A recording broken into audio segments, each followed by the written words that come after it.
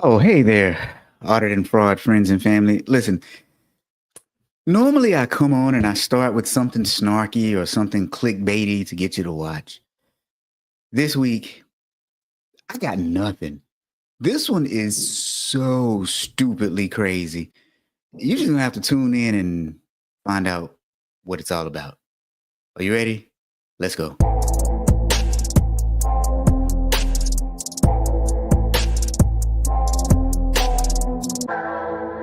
Welcome to the Friday Fraudster podcast. Join them as they discuss sad, funny, and sometimes disturbing fraud stories. Be sure to catch past episodes on your favorite podcasting platform or go to www.fridayfraudster.com.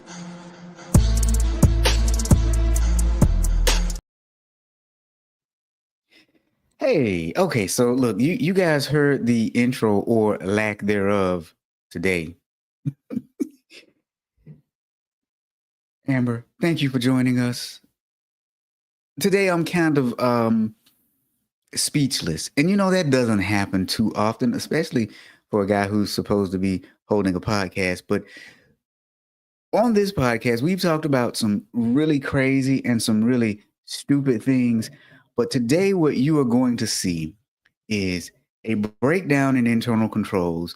I don't want to say a cover up of internal controls, but I guess a shifting of the blame and responsibility for internal controls and all kinds of other things that I just didn't feel like creating a snarky intro to cover, because this one just had me scratching my head as one of those this shouldn't have happened in the first place kind of events. So without further ado, I am going to bring up a special guest host for today. Thomas. Hello, everybody. See, he's scratching his head too. Yeah, What's this is going on, one man? that it almost goes back life? to like internal controls 101 is what it feels like to me.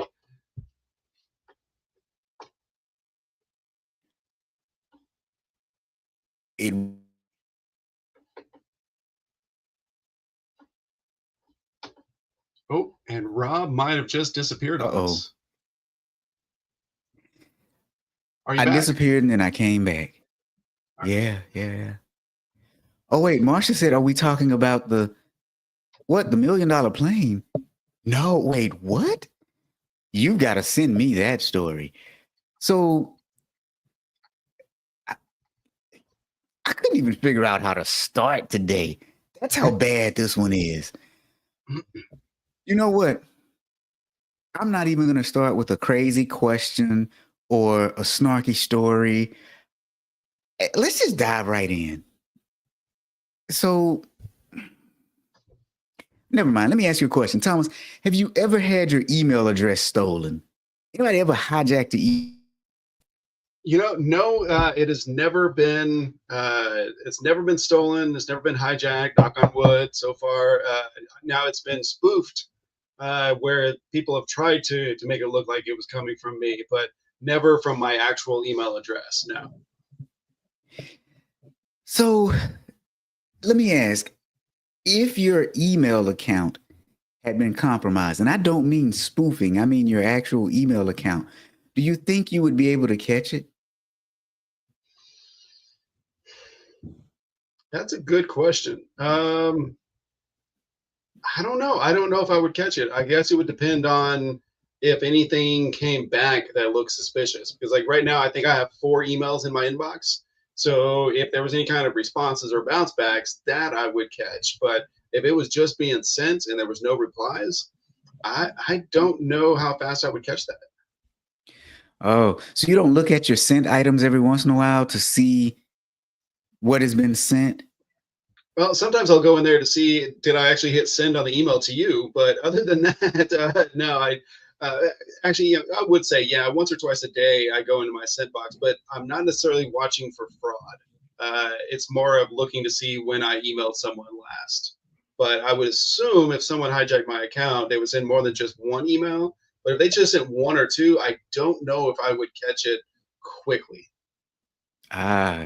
Okay. So anybody listening, have you ever had your email account compromised? Because you get emails all the time from your friends saying my Facebook account has been taken over. If you get friend requests from me or something like that, don't click it because it's not me. So I'm wondering, how would you know if your email address is compromised? Now, I will say one thing with Gmail, if they sense a login from a different location or even a different computer, they'll send you an email saying someone is attempting to log on from a different computer. So that could work, right? Right, absolutely. That's something that I would definitely catch up or catch and notice almost immediately, especially since I'm on an Android phone, and so Gmail and Google account obviously is what is running that. So that I would definitely notice very, very quickly. Yeah, and it's weird because I get those periodically, even when it's the same computer that I have, and I'm like, it's not a new computer. What? How did you? So okay, so you're too secure, so I'm not going to complain. We're okay. Yeah, I'd rather you be too secure than a little less secure. no, But I definitely think that, agree. yeah, I think that every time I even think that my email has been compromised, I start looking at everything, other email accounts, bank accounts. Maybe that's just the paranoid auditor in me, but I just start looking at stuff. Now, I did have one time where my personal account, which is not a Gmail account, all of a sudden I literally woke up to about 500 subscribe to like newsletter emails in my inbox. And over the course of a day, I hit I think it was about 15 or 1600 emails that suddenly hit my inbox. And right in the middle of it was a thank you from Walmart for my purchase. Someone had actually hacked my Walmart account and bought a Zumba, and my credit card was saved on that account. And so they tried to do that. Now, Walmart caught it as suspicious and flagged it. My bank caught it as suspicious and flagged it, but they tried to bury it in my email so that I was just overwhelmed by all of this spam and having to unsubscribe to newsletters that they were hoping would get buried in. But I've never had it like completely hijacked like this one. Now, that's actually a really good tactic. I've never heard of that before. Now, it really has me wondering if it was the same people that hacked into your Walmart account that sent you all of those emails, but that actually would be a really good diversion tactic. Yep, absolutely. I 100% believe it was because it was right in the middle. They started hitting me with several hundred of these, subscribed to the different newsletters, and it was just random, parrots up in like Oregon, and then it was just like random topics, and it was not just United States ones, but it was also some overseas ones as well. And so you're just like looking at all of these that you're subscribed to, and right in the middle of it all of a sudden was a Walmart transaction. It was smart. Very interesting. Now, Mark said that he said it to cover up his mistakes, right? I swear I didn't send that email. Somebody hacked me, and I'm not sure who this is. I think it might be Stephanie, but they're on your account, Thomas. They said, Nope. no, I haven't, and I rarely check my sent folder. That is Carol. Carol Lyman. Carol Lyman. Yeah. So, hey, Carol. hello, Carol. Yeah. Hey, Carol. Yeah. Oh, wrong one. That was the wrong one. That should have been a clap. You were laughing. You were laughing at Carol. That's just wrong. Come on. So okay. So now our emails, they could get hacked at some point. I've seen cases where people have said that their email accounts were hacked, and then the people went in and deleted the items that they sent from their email account so they couldn't see it. So I think one of the best defenses against that, obviously, is with Google when you get the email alert. I mean, the text message alert or the email sometimes, but saying that someone else is trying to log into your account. And I even get a notification on my phone. It'll say someone is trying to log into your account. Is this you? Yes or no? Approve it or don't approve it. So, but if someone does get into your account, at some point, you would see some back and forth emails, right? Right. And you would see an email come up, respond where someone has responded to you, and you didn't send that. And you start thinking, why is this email coming through? This doesn't make any sense, right? At some point, you should see it. Absolutely. Did I miss something?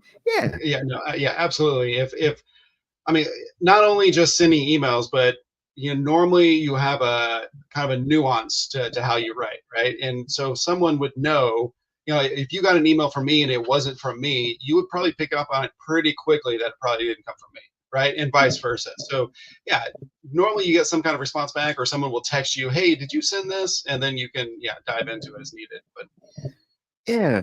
So this has got me wondering, especially when I think about today's story. How in the world could someone break into the email account of the finance director at a nonprofit and then also start sending emails to other groups and have correspondence with those groups to the point where he's able to convince those people that he is the finance director? I didn't even think about that part of this story as far as like how would it not be noticed? But it that stumps me. How would you not notice that? Now, if you was a volunteer spot and you only check the email once a month or something, maybe. But yeah, that's you're right. That is weird.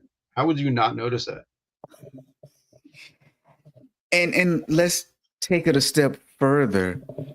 As you're convincing them that you are the finance director, you also convince them to change the bank account and routing number for sending payments to your company.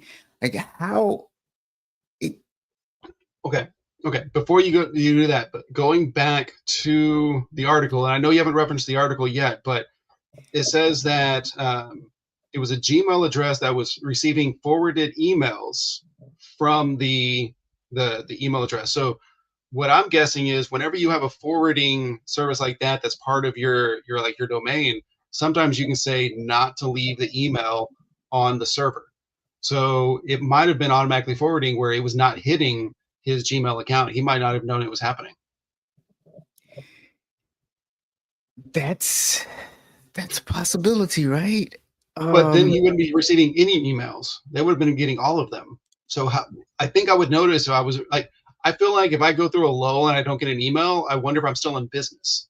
I mean, it would be shocking if especially someone that's at this level, I would assume they're getting emails all day long. How would you not notice that nothing is coming? Yeah, this isn't adding up. yeah, it's well, here's the other thing. You know what? Before I start continue to do this, I gotta introduce the story because then Yeah. it'll make even more sense. So Marsha said, "Was he using the Signal app?" Oh my goodness! And Marsha said that she checks her sent items folder, but it's because she sends a lot of emails.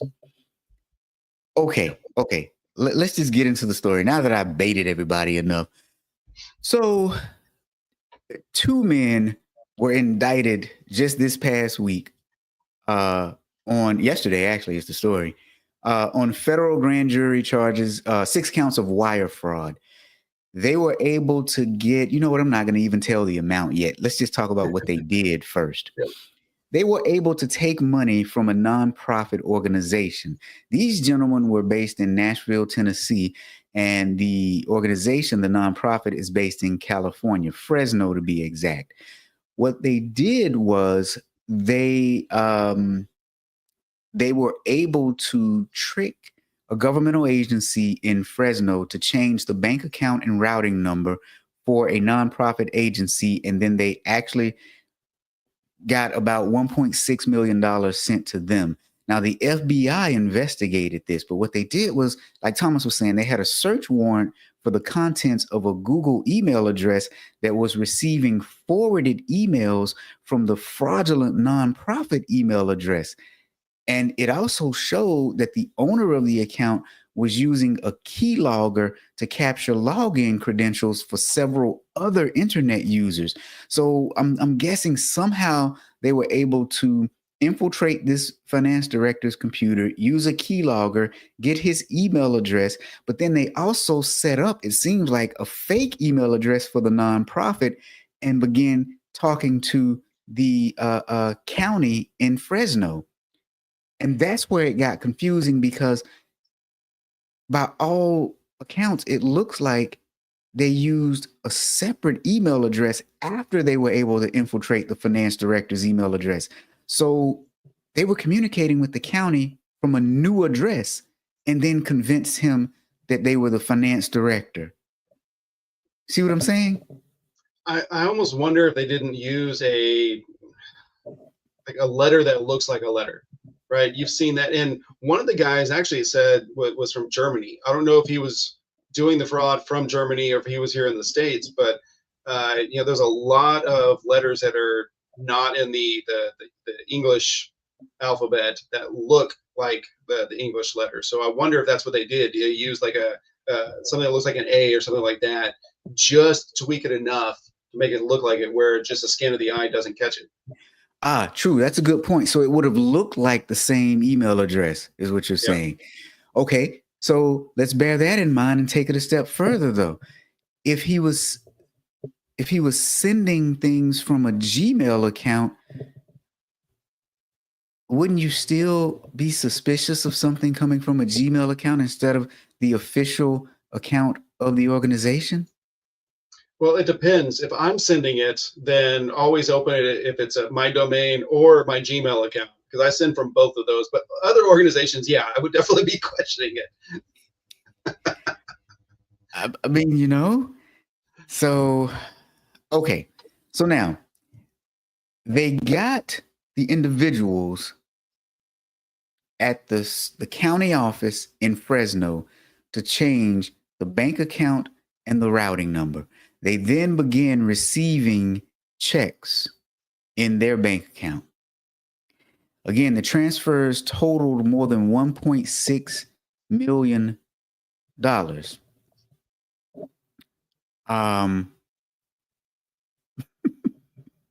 Well, but you also haven't mentioned how long the fraud went on. Did you catch that? Yeah, hold on. I had it. Oh, okay. So, oh darn, I just lost it. Do you have it? Where was it? It was less than a month.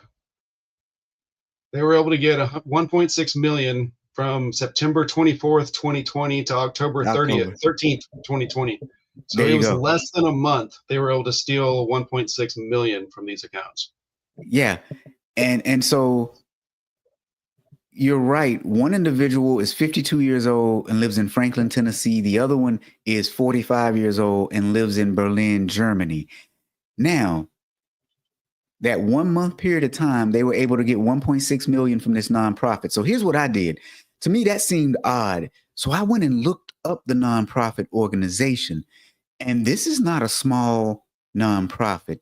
They serve not only Fresno County, but Tulare County, Monterey County, Kern County, San Luis County, Madera County, Mendocino County, Lake County, and Sacramento County. And they have a slew of programs that they offer. Their services, it ranges from housing to children's mental health to community rehabilitation to developmental residential spaces, employment, adult mental health, and outpatient substance abuse. So this is probably a multi-million-dollar or maybe even hundreds of thousands of dollars operation that gets money from the local county government in several local county governments in California. Yeah, well, and the fact that they could get 1.6 million in that short period of time, yeah, they have a lot of money flowing through that organization. Not saying that that's a negative or anything, but that's a lot of money going through one spot. You're right. Yeah. What's even more interesting, though, is how it was caught.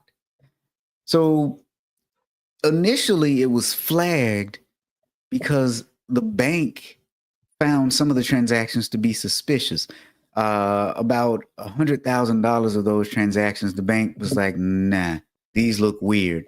And so they were actually able to recover that amount.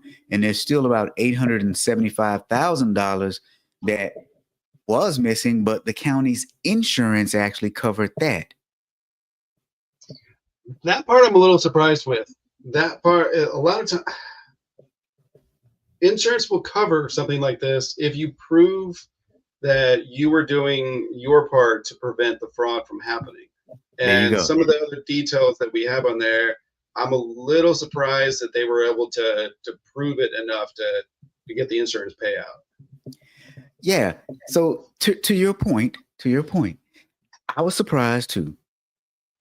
Insurance covered $875,000 loss, and it actually looks like they had some culpability in this. So that is very surprising. But what's even more surprising is some of the things that they said in the article. And I'm about to read this to you all, and I want to see if anybody else picks up what I kind of picked up. I talked to Thomas about this before the show, but the article says that the Fresno County auditor dash controller slash treasurer dash tax collector's office updated its processes soon after the incident to protect against similar fraud attempts, according to a press release. Then they said internal audits are performed on a quarterly basis to review all vendors set up on electronic payments to ensure proper controls. The county didn't release the fraud discovery publicly at the request of federal law enforcement to protect the integrity of their investigation and potential prosecution of suspects.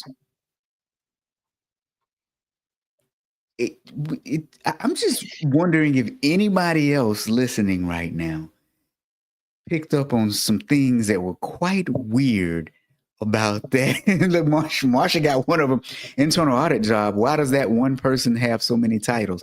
So here's the thing. Okay, I don't think it was one person. I think it was a department. But look at all the things that they were doing and some of them possibly doing. And they were actually conflicting. Like, why is the auditor in the controller's office? It doesn't make sense. So that's one thing, Marsha. You got that one. Anything else anyone see that's really, really strange? Because if not, I'll say it in a minute, but it'll go fairly deep because, sometimes I just have nothing better to do to think about how things have happened and how crazy it seems. So while I give you a chance to chew on that, let me ask you all, are you using artificial intelligence? And if not, why? You need to check out Audit Leverage because it is the best AI platform for auditors, built by auditors for auditors. If you want a demo, go to auditleverage.net. Thomas or I will be glad to give you a demo. Okay. Now, Marsha said this before, but she added a little bit more this time. She thinks it's an inside job. I think the fact that they changed the operation right after is suspect. Ooh, okay. Okay. Interesting. So looking at the Fresno County website, assuming it's all accurate, we have a job title of auditor dash controller slash treasurer dash tax collector. We have another one that's deputy auditor dash controller. So it does appear, we don't know, we haven't interviewed these people, but it does appear like we have people wearing multiple hats, and it would be very difficult to have some proper audits, independent, audits from an internal audit standpoint. So that is very interesting, that approach. Now, I don't know if they have, external resources they use, outsource stuff, anything like that. But as far as their website and what I see, they're wearing a lot of hats. Yeah. So back to Marsha's point, you've got two people with that title wearing multiple hats. Now, those are conflicting duties too, because if you are the auditor in the controller's office, you're auditing your own work. So how can you be thoroughly objective if you're auditing your own work?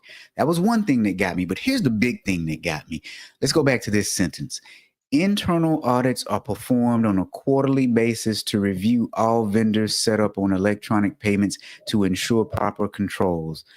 Now, there's a couple things. One, I'm hoping that they use the term internal audits, not saying from an internal audit department, but rather they were auditing themselves. But when I saw that title auditor, I'm thinking internal audit department. Here's why that's bad, though. If you're using audits as your control mechanism, that's a detective control. Don't you want to prevent this? And the way to prevent this is to easily just pull an exception report of all ACH changes that have occurred. You would spot that the day after. Like companies don't change their account number and routing numbers on a regular basis. If I would have seen that change in a department I was managing, I would have gone back and said, where's the supporting documentation for this? But if I you're would look waiting until the for, end of the month, yeah. yep, I would look for supporting documentation, but not only that, but not just an email, right? I assume it was an email that came in. We've said this before on this podcast. Pick up the phone, call whoever it is that says, we're making this bank account change. There's not a lot of changes that you need, some kind of verbal or secondary confirmation. Changing bank information should automatically be pick up the phone call to confirm this. I would have zero problem if I had a vendor. I've actually had vendors do this whenever I get first set up as a customer or as a vendor. The customer will immediately have their AP department calling me to verbally confirm information that I've sent them. So yeah, you're right. Changes shouldn't happen that often. It should be a lot more than just an email to make sure this kind of thing doesn't happen. Oh, but it gets better. It gets a whole lot better. Did you know that the Fresno County governmental agency fell for a similar scam that cost them more than $600,000? So I did not know that. they sent $613,000 to a false bank account, and this happened in 2020 as well. I do see that link now. Interesting. I would hope I would hope by now Fresno, both the city and the county, has improved on things. And I know we have some people that are both city and county related officials that will listen to the podcast. Hopefully, you have some controls in place that are preventing, not just detecting this kind of thing from happening. That's interesting that they fell. Now, did that instance, did they catch it pretty quickly as well? Or did that one kind of drag a bit? So this one, it's hard to tell from the way the story is presented in the article. So here's what we do know though. So the perpetrator stated that the construction company that he was purporting to be needed funds via ACH instead of check. So they used to get physical checks and they requested ACHs. And what happened is the finance department fell for a scheme believing that emails originated from the construction company. And so they proceeded to authorize two payments, one in January of 2020 of $324,000 and one in March of $289,000. So the construction company used to get checks. These people the fraudsters contacted the county and said, instead of checks, we want ACHs. And they proceeded to send over $300,000 to people using a method that they had not done so previously. And that was supposed to be okay. Now, the city learned about the fraud and they made unsuccessful attempts to recover the payment. And it says they conducted an internal investigation to determine that all city employees had followed, quote unquote, legal practices. So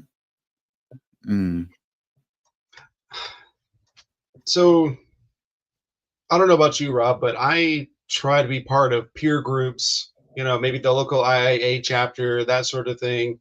You talk to other people that are your peers. They kind of the same level as you, in the same industry as you. I know there's a lot of times where you might have a group of, say, like school districts. All of the head auditor for all the different school districts might have a round table. They might have different conferences that they go to.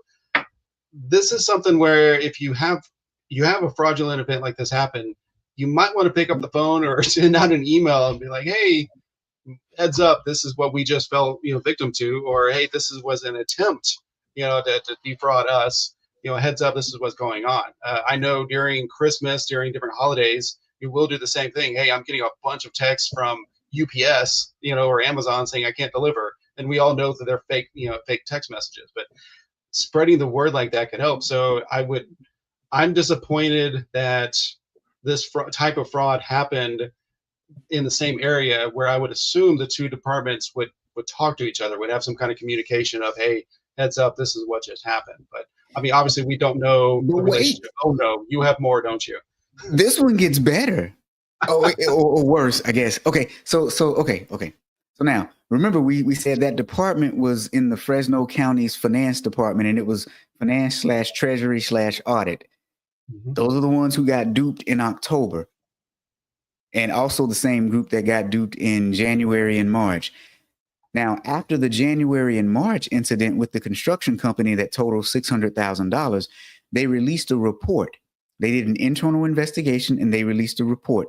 Here's what the investigation found. It found that some policies were not formally written and were instead communicated verbally to employees through undocumented training processes. Then they also said that if the city had followed its policies properly, the theft would not have taken place. I'll give you an example. In their policy, the policy states that new bank accounts are required to be authenticated prior to submission of funds, including a pre-note to confirm that the bank account and routing numbers matched. Then also, they required all large disbursements to be reviewed by multiple staff members at the close of the business day. And what they did not do was do the end of the day check. They didn't do the end of the day check. But remember, this was for the January and March incidents, right? That was $600,000. Now we're seeing it happen again in October. That was the primary story for today. So January and March, they lost $600,000, did an internal investigation and said, hey, these controls we didn't have. We didn't have a secondary review for large dollar amounts. We didn't do a pre-note for the new bank account. If we had done this, it wouldn't have happened. We won't do it again. But lo and behold, it happened again. Now, this also got me thinking, though, for the $600,000, I can't see where they actually found the people who did it. So I'm wondering if the people who did the 600,000 in January and March were the same group that did the October. But here's why. Let me tell you why I think that, though. So the U.S. attorney is saying that the two alleged criminals communicated with each other through various forms, including WhatsApp. Mm-hmm. And they got some of the WhatsApp messages. For example, October 16th of 2020, Regions Bank reversed some of the ACH transfers, and the gentleman that lived in Kentucky messaged the guy in Germany and said, we are in deep. Then he said, the last 3 transactions from the county of Fresno have been reversed. Please call me ASAP. Yep, they knew very quickly that they were caught. It's a very quick, yeah. I did see that. That was quite funny. So I am wondering, though, if these were the same, if it was the same group. Well, I mean, let's be real, right? Like, if you can get away with it at one spot, you start going after another one, right? Like it's kind of funny that they stayed in Fresno, but yeah, you just kind of keep going. It's almost like the ones that would, go in and rob a gas station and then go down and rob another one on the same road. You basically keep going until the police catch up with you, right? It's almost the same way. Okay, I mean, I've got another theory, though. Okay. Here's why I think they may have stayed in Fresno. If it is the same group, it may not be, right? So the second article was published on June the 6th. And in that article, it disclosed, hey, we review large dollar amounts at the end of every day. Remember, that first transaction was $300,000. The second one was almost $300,000.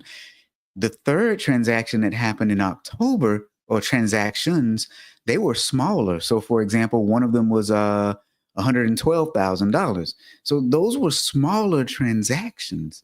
So maybe they read the story saying what the controls were and decided to adjust their crime techniques accordingly. Yeah, and that makes sense because, like you said, that text message said the last three transactions have been reversed, and when they were able to recover $112,000 of the money, which I assume that was probably the reversed transaction. That's less than $40,000 a transaction. So yeah, Oh they yeah, might that's have true. been they might have been thinking, okay, stay under that amount. Yeah, yeah. So again, that's just speculation. But at the end of the day, this one struck me as quite unique because they got burned in January, they got burned in March. They did an internal investigation and said, oops, we didn't have formal policies. They were all verbal. We'll do better about that. Then they said, hey, if we had done these things that are in our policies, this would have never happened. And then they got hit again in October by the exact, well, not the exact same, but almost a similar scheme, right?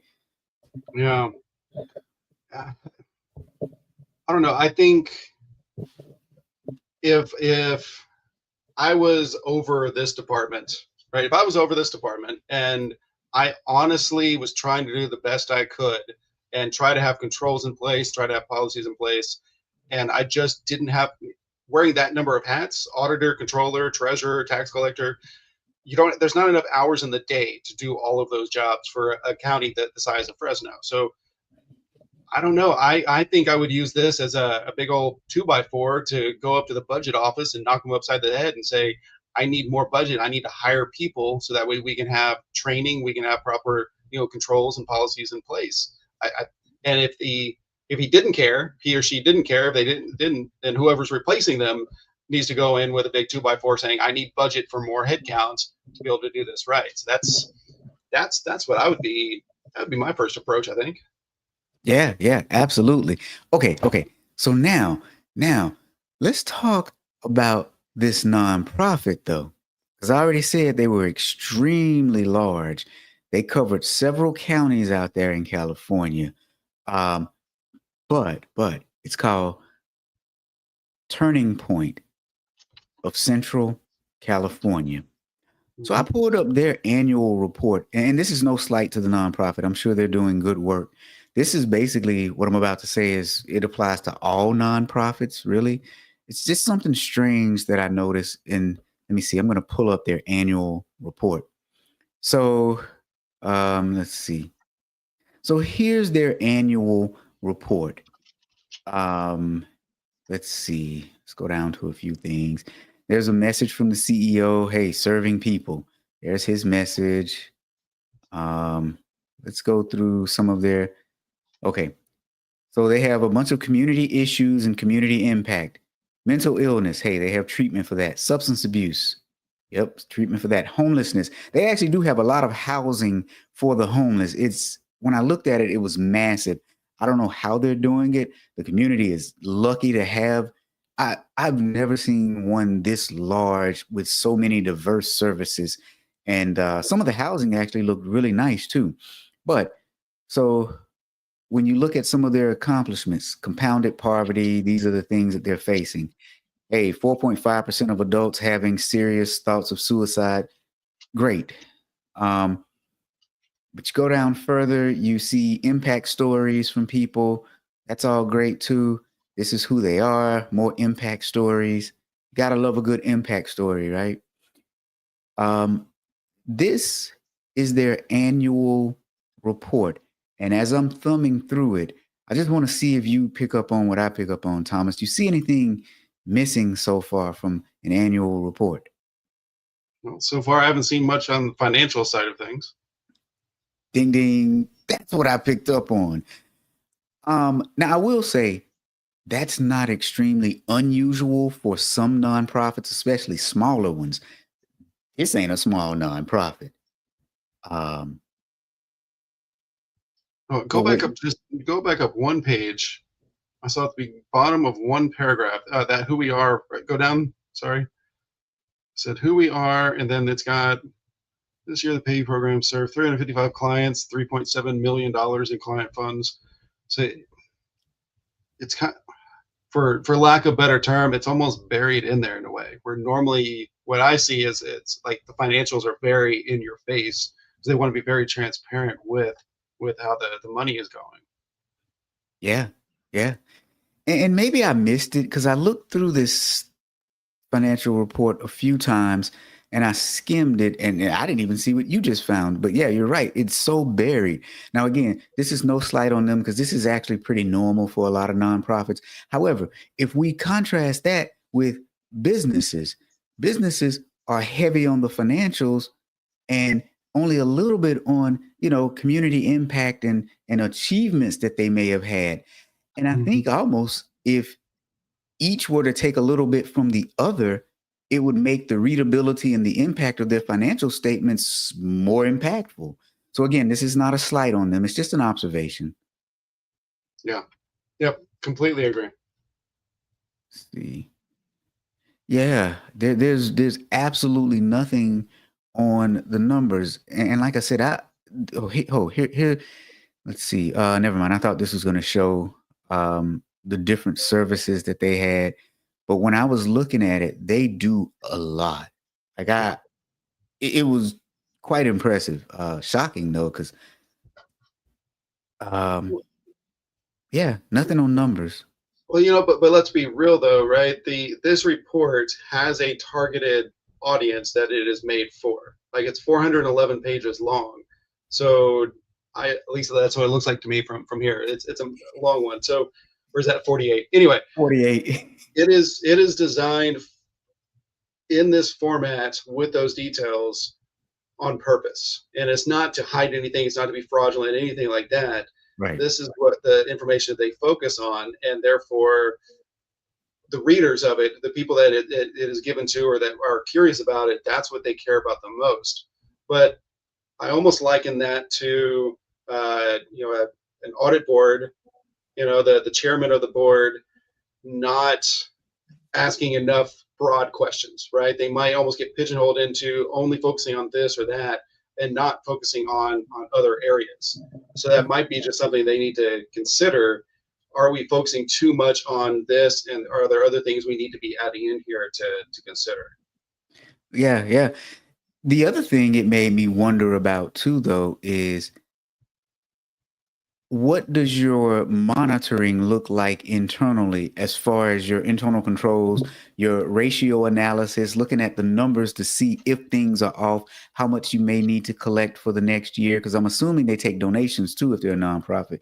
We see that obviously they build city, county, and possibly state, and maybe even some federal agencies. They probably have some grant funds that come in. But how do you manage that from a financial standpoint? Which brings me to another one. I don't think I saw so I see a treasurer, but I don't see a CFO. I'm assuming that might be the treasurer might be performing the CFO role, though. You know what I mean? But yeah. Well, you also see vice president, and that's extremely vague. So Yeah. Who's right above that? Was it just the CEO? Yeah, just the president. Okay. So yeah, it makes me wonder if maybe the financial oversight is somewhat lacking and they need some of that, because if you had it, I think you would still show that data at least on one page. Yeah, normally you do. Now, I was part of a nonprofit a couple of years ago here in Houston and on the board, and they had the way they would present financial data to the board, and they kind of did it the same way every year. And whenever I came on, one or two others came on the board as well. And I'm not going to take any credit for it. The others started asking questions that they had never considered. Not only the questions, but also how to present the answers to those questions. And a lot of it was financially, related. So they actually revamped some of those reports because the questions had just never been asked. So that could be something with this one as well, as the questions have never been brought up, has never been asked, so they've never considered adding this kind of detail to it. Yeah, exactly. So yeah, this was an interesting one because it looks like poor Fresno County has been duped on at least 3 occasions for a lot of money, and it really was due to the lack of internal controls that they knew they were supposed to have, and that they admitted themselves if they had them, the fraud wouldn't have occurred. And so that one gives me some empathy for the group. I don't know what the first thought is. They probably don't have enough employees. They need more help, Yeah. which means somebody's overworked and may have lost their job over this. Probably, maybe not deservedly, though. Yeah, there's a. I hate saying this over and over, but there's so much that we don't know out of this, right? We don't know if someone was making an honest effort. I mean, I'm sure you've done the same thing here, Robert, where I had a company I worked for, and I kept pushing, trying to implement controls. They were wanting to do an IPO, and they were having a 30% pass rate on basic SOX controls, not even in-depth stuff, just the highest level kind of SOX light type of stuff. And it was because they said they cared, but they didn't. So I don't know if someone was in a position like I was, where they were trying to get stuff implemented and it's just not happening. I don't know. There's just not enough people. But obviously, changes. Hopefully, in the last 5 years, they've made some changes and improvements there. I say that, but I mean, their website, I assume, is up to date, and they still have some of those same titles. So I don't know. It's scary. Yeah, yeah, yeah. This was an interesting one. It kind of stumped me for a little bit there because I was just like, this can't be happening. But all right, I think that's all we have for this week, you guys. Thomas, anything you want to tell the people about before we go? Anything happening that's good? Well, I'll tell you this. I know during the kind of the midway point, you mentioned about audit leverage and signing up for a demo. To be completely honest and transparent with everybody, our schedules are getting pretty full with demos. People are loving the tool. We'll show it to one or two people, and they'll say, "Let me bring in my entire department so we can take a look at it." It's gaining a lot of steam, a lot of momentum. So if you are interested in it, you can also check out auditleverage.net to see a little bit more. But get a demo scheduled soon, because it might be a while before we can get you on the schedule if you wait too long. But also, the IIA has a conference coming up in June called Audit Sphere, and I am actually presenting for the first time at a major IIA event. So I really want to encourage everybody to not register for the conference. No, I'm kidding. To register for the conference, check it out. It's especially for small and mid-sized audit departments, which is my bread and butter. I really love supporting these type of departments. So please go to the IIA's website. They've also been posting on social media. Register today, check it out, and hopefully I won't flub too much whenever I do my section. But that's all I've got, Rob. All right. Well, thanks for joining us this week. We'll see you all next week.